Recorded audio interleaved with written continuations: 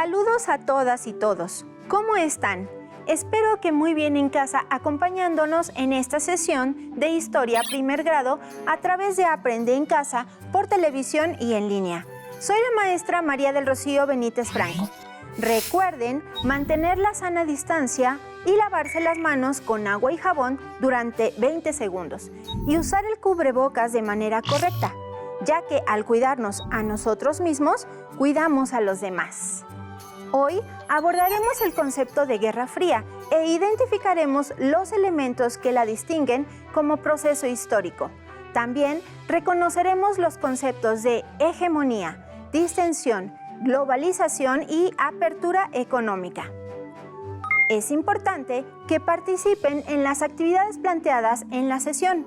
Tengan a la mano su libro de texto, cuaderno u hojas, colores y bolígrafos para registrar ideas principales, dudas o reflexiones que posteriormente puedan compartir en familia. Si ya están listas y listos, ¡comencemos!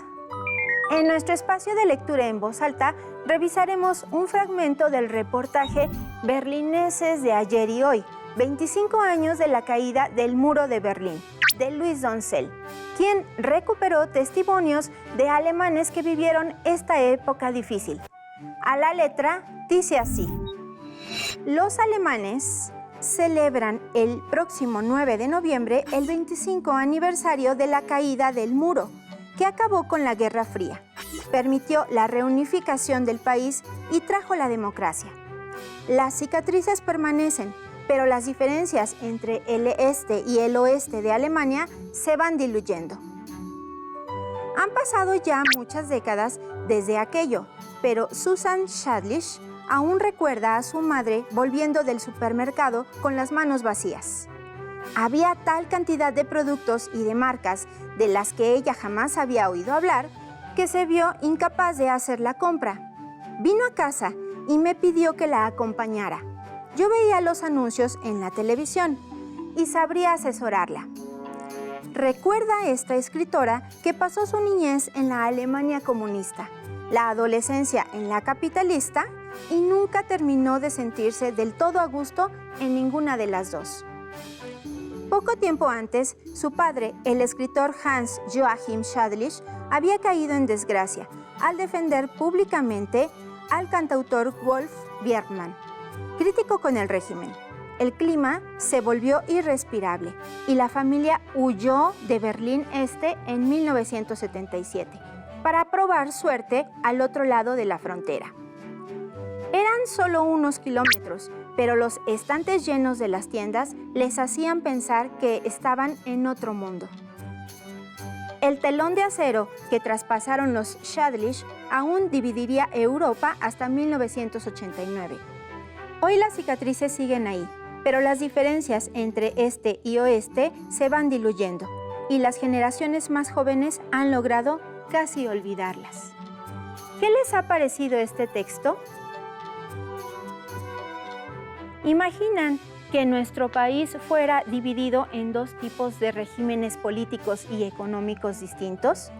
Y que sus familiares quedaran del otro lado del límite regidos por reglas contrarias a las que ustedes viven del lado en el que habitan, pero que además no se pudieran ver ni contactar? Esto fue lo que vivieron los personajes del texto cuando Alemania fue dividida por el Muro de Berlín durante poco más de 28 años. Seguramente algunos de sus familiares recuerden o conozcan hechos sucedidos en este periodo, ya que podría decirse que históricamente es un proceso relativamente reciente en comparación con los periodos de tiempo que hemos revisado y comentado con anterioridad en estas sesiones de historia. Así que seguramente el contenido llamará mucho su atención y el de sus familiares. Anímense y coméntenlo con su familia. Mencionemos los antecedentes. Al fin de la Segunda Guerra Mundial, los países aliados tomaron Alemania y definieron que acordar un tratado de paz no era suficiente para evitar una guerra mundial y sus atrocidades. Así que decidieron tomar las siguientes medidas: crear la Organización de Naciones Unidas, ONU, cuyo fin es preservar la paz mundial. Dividir el territorio alemán en dos: la República Federal Alemana RFA, con su capital en Bonn, y la República Democrática Alemana RDA en Berlín. Los líderes de Estados Unidos de América, Roosevelt, de Reino Unido, Churchill, y la Unión de Repúblicas Socialistas Soviéticas, Stalin, acordaron que la parte oriental RDA sería dirigida y organizada por la URSS, mientras que la parte occidental RFA quedaría a cargo del Reino Unido, Estados Unidos de América y Francia, cuyos regímenes mantenían una ideología liberal muy similar política y económicamente. En 1949, después de la conformación de la OTAN y de la firma del Pacto de Varsovia, la ciudad de Berlín, ubicada en la RDA, reproducía las formas de organización socialista de la URSS y fue escenario de acciones trascendentes muy representativas que marcaron el proceso histórico de la Guerra Fría. Estados Unidos de América no sufrió daños estructurales dentro de su territorio durante los 6 años que duró el conflicto. Al contrario, al proveer de suministros, equipo y armamento militar, pudo fortalecer su mercado y posicionarse en la cumbre de la política internacional de las potencias capitalistas del momento. Por su parte, la URSS, que contaba con una larga trayectoria como líder de la zona oriental de Europa, se posicionó como una opción radicalmente opuesta al occidente capitalista. Su contexto económico y político se guiaba desde un modelo socialista. El fascismo fue el motivo que los convirtió en naciones aliadas y ya lo habían combatido y vencido. Ahora solo se vislumbraban las enormes diferencias entre estas potencias que aprovechaban todo momento y todos los aspectos de la vida para expresarse como la mejor opción a seguir para el mundo. Esto, a su vez, trajo cambios que impactaron más allá de Europa. Ustedes, desde casa, seguramente se preguntan ¿de dónde y cómo surge el concepto Guerra Fría y qué significado tiene para nuestro estudio? ¿Qué otros elementos o procesos se presentan durante la Guerra Fría? ¿Y cómo inciden en el desarrollo social de los seres humanos? Acompáñenme a descubrirlo. Guerra Fría.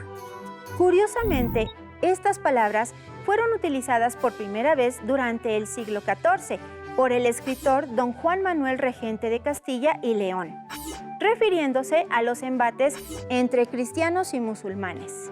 Posteriormente, el cardenal Granvela, ministro de Felipe II, utilizó la expresión guerre masquée o guerra enmascarada para referirse al enfrentamiento entre España y Francia a finales del siglo XVI, antecedente que precede nuestro tema.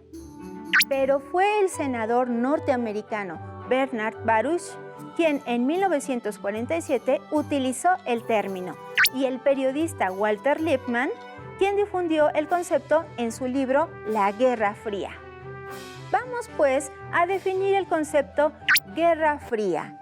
Es el enfrentamiento y rivalidad entre el bloque oriental socialista soviético bajo el liderazgo de la URSS y el bloque occidental capitalista que encabezó Estados Unidos de América. Su principal característica es que no hubo confrontación armada entre las dos potencias, pero sí hubo conflictos violentos en otros territorios. Era frecuente la intervención y el espionaje, principalmente en países llamados del tercer mundo o en vías de desarrollo. Algunos de estos países procuraron quedar al margen del conflicto, pero fueron afectados fácilmente por las superpotencias debido a su débil economía e inestabilidad política. Por ejemplo, mientras en Latinoamérica los dictadores impuestos con el apoyo de Estados Unidos de América manejaban los recursos de sus países para beneficiar a las empresas norteamericanas, Estados Unidos de América se dedicó a favorecer a los países pertenecientes al bloque capitalista occidental europeo.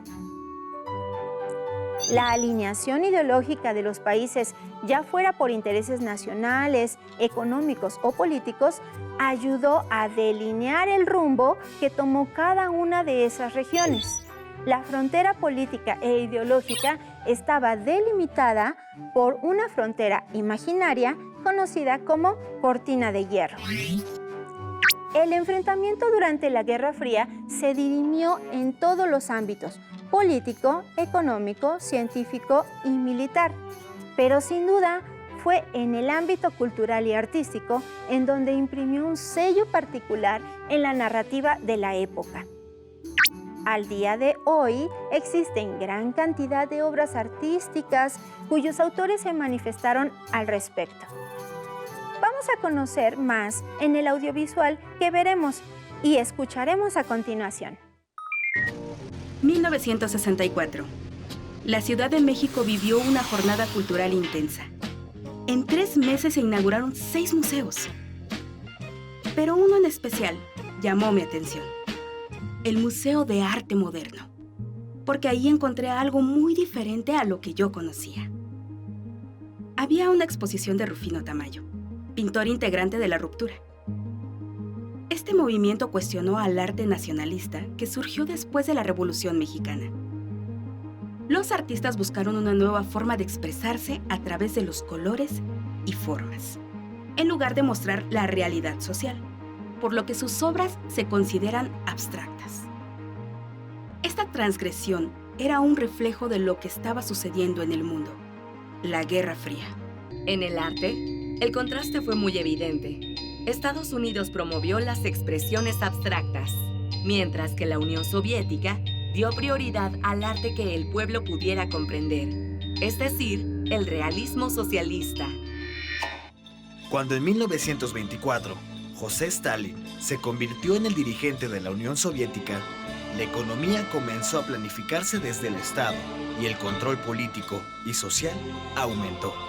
Durante las siguientes décadas, en las artes visuales, el Partido Comunista solo aceptaba las obras que reflejaban de forma realista la vida de los trabajadores para educarlos en la visión socialista.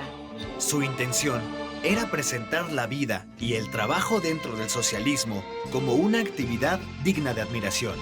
Para el gobierno soviético, era necesario crear un arte revolucionario y una cultura nueva, que se opusiera a la cultura burguesa.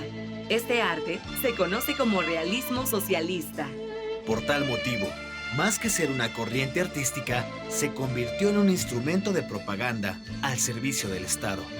Durante la Guerra Fría, muchos artistas realizaban carteles propagandísticos en apoyo al régimen, ya sea para enaltecer los valores socialistas o denunciar al terrible enemigo, es decir, al capitalismo y a Estados Unidos, su principal promotor. Mientras tanto, en Estados Unidos, la producción industrial aumentó y para mantener e incrementar las ganancias, era necesario generar en los consumidores nuevas necesidades, además de las básicas, para que compraran productos novedosos. Para lograrlo, se utilizaron los medios de comunicación como el cine, la radio, la televisión y la prensa escrita. El objetivo era que las personas desearan entrar a un mundo ideal, al cual solo podían acceder comprando determinadas marcas. Era el inicio de la sociedad de consumo. Además, para Estados Unidos se convirtió en una prioridad contrarrestar el avance del comunismo en el mundo. Así, desde la Agencia Central de Inteligencia, CIA, se propuso utilizar el arte como un arma ideológica. El Museo de Arte Moderno de Nueva York comenzó a impulsar artistas del expresionismo abstracto. El objetivo principal era demostrar cómo en Estados Unidos, gracias a la libertad creativa que tenían los artistas, podían surgir nuevas corrientes, a diferencia de la Unión Soviética, donde el arte era controlado por el Estado. En 1953, el Museo de Arte Moderno de Nueva York creó el Programa Internacional de Exposiciones, con el que impulsó las obras de los expresionistas abstractos. A pesar de que era un arte difícil y muchas personas no lo comprendían, el expresionismo abstracto se convirtió en el arte dominante en Estados Unidos y sus obras comenzaron a incrementar su valor en el mercado. Pronto, la ciudad de Nueva York se convirtió en la capital del arte mundial de aquella época. En el caso de México, encontramos ecos del realismo socialista en algunos murales, así como muestras de arte abstracto en las obras de la generación de pintores que conformaron el movimiento de la ruptura, como Pedro Coronel y Francisco Toledo. Por cierto, hegemonía es un término que se refiere a la supremacía o predominio de cualquier tipo. La palabra viene del griego y significa dirección. Por lo tanto, define la superioridad que ejerce una nación sobre otras, convirtiéndola en un estado hegemónico. Ahora, demos continuidad a la línea del tiempo que iniciaron en la sesión anterior. Vamos a registrar los nuevos eventos. Presten atención, pues antes de finalizar el tema, haremos un juego de memoria para reforzar los conceptos mencionados en nuestro propósito. Continuemos. Debido a que la RFA ofrecía mayores libertades a sus habitantes, era frecuente que muchos alemanes del este migraran hacia allá. Que la gente huyera del régimen afectaba la percepción mundial del socialismo, y eso no fue del agrado de la URSS, ya que Berlín era el punto más permeable del bloque. En 1961 se levantó un muro que separó la RFA de la RDA. Aquellos que intentaran atravesarlo corrían el riesgo de perder la vida. Y, como ya lo habíamos comentado en nuestra sección de lectura, esta situación generó muchas frustraciones entre la población local que vivía constantemente vigilada. Me gustaría compartirles la experiencia de vida de una adolescente que vivió la Guerra Fría, una gimnasta reconocida mundialmente. En 1976, en los Juegos Olímpicos de Montreal, consiguió el primer 10 en su rutina, toda una hazaña. La rumana Nadia Comaneci consiguió el reconocimiento mundial para su país, que como era parte del bloque soviético, se consideró un triunfo del socialismo. Durante su participación en los Juegos Olímpicos, Nadia pudo percatarse de la gran diferencia en las formas de vida entre países de ambos bloques. Las fuertes limitaciones que el Estado le imponía y su frustración personal la llevaron a huir en 1989 de su natal Rumania para nacionalizarse estadounidense, aunque atrás dejara todo, incluyendo a su familia. Pero había otras experiencias que también reclamaban igualdad y equidad en el país de las libertades. En 1955, Rosa Parks, una mujer afroamericana, fue detenida por negarse a ceder su asiento a un hombre blanco. Este hecho causó conmoción y la comunidad negra respondió con el boicot a la compañía de autobuses de la ciudad, con el objetivo de combatir la discriminación racial. Un religioso de nombre Martin Luther King impactó al mundo entero en 1963 con su discurso a favor de la igualdad y la equidad. Tengo un sueño. Él fue asesinado 5 años después, en 1968. Los movimientos sociales que en Estados Unidos de América luchaban en favor de la diversidad, los derechos de los migrantes y de las mujeres, y en contra de la guerra, reflejaban negativamente al país que propugnaba por los derechos y las libertades humanas. Hay muchos ejemplos de movimientos por los derechos civiles en Estados Unidos de América. Les invitamos a que realicen una investigación sobre el periodo para que reconozcan e identifiquen las vivencias humanas durante la Guerra Fría. Hubo 3 etapas en la Guerra Fría. Primera, máxima tensión, de 1947 a 1953. Segunda, coexistencia pacífica, de 1953 a 1975. Tercera, rebrote y fin de la Guerra Fría, de 1975 a 1991. Durante este proceso se experimentaron en el mundo muchos altibajos por la fuerte tensión que generaban tantos sucesos violentos y de agresión constante. La población mundial esperaba en cualquier momento un ataque nuclear de cualquiera de los bandos, pues parecía que no tenían ningún límite de actuación, aunque representaran modelos antagónicos de vida, supuestamente uno mejor que el otro. Les comento que el término de tensión también tiene su antagónico. La distensión proviene del latín distendere, que significa aflojar o relajar.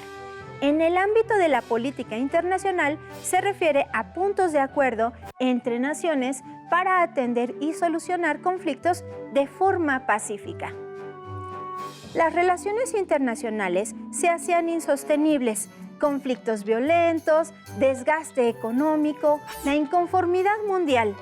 Y entonces, Mikhail Gorbachev, secretario general del Comité Central del Partido Comunista en la Unión de Repúblicas Socialistas Soviéticas, gestionó la apertura económica mediante las reformas conocidas como glasnost y perestroika.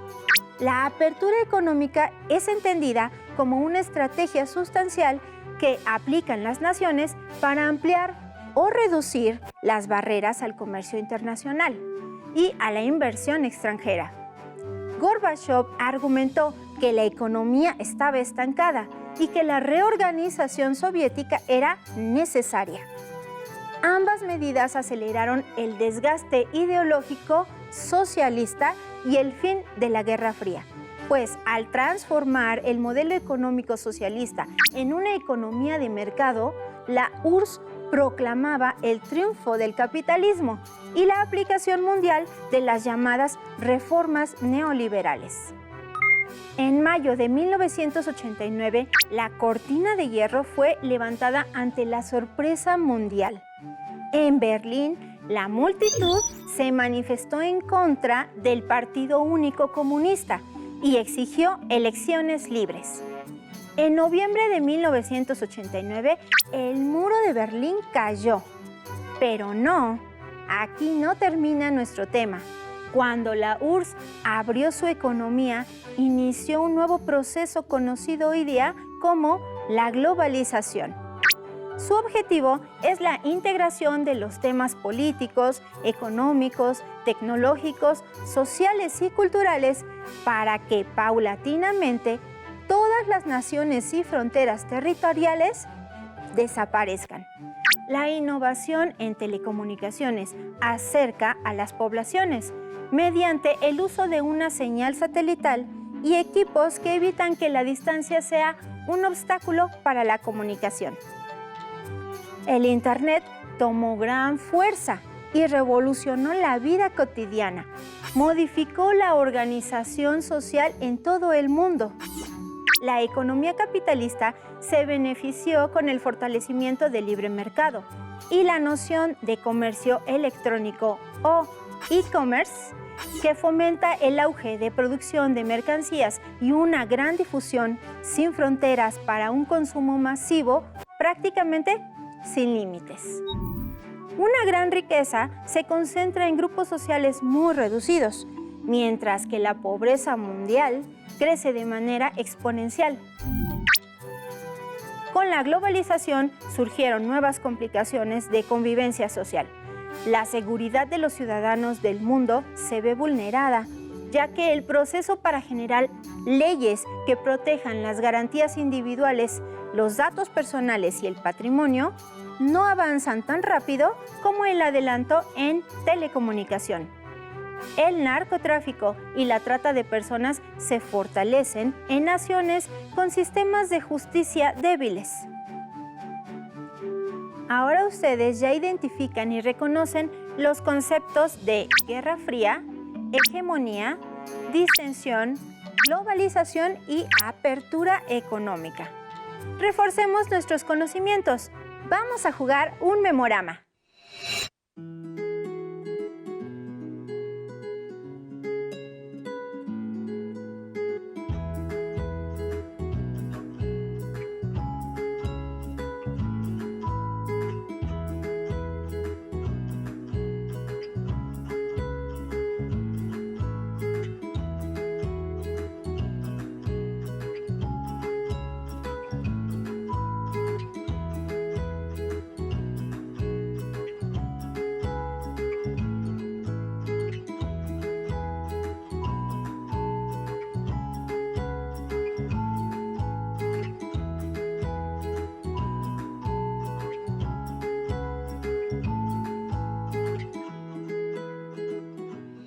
¿Recuerdan las preguntas que guiaron el contenido?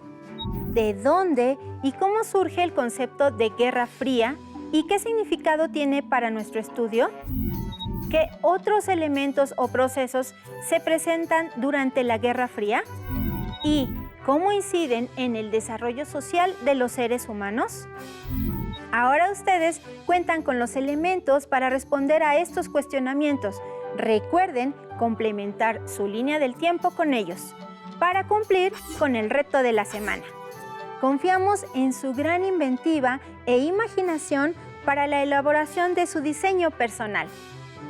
En su libro de texto encontrarán estos contenidos en el apartado Cambios sociales e instituciones contemporáneas. ¡Listo! ¡Terminamos! Pero aún nos queda mucho por explorar y descubrir.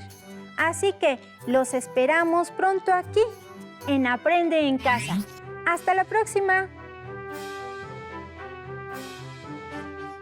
Si tienes dudas o necesitas ayuda, llama al Centro de Apoyo Pedagógico a Distancia. El número de teléfono para secundaria es el 55 36 01 71 23.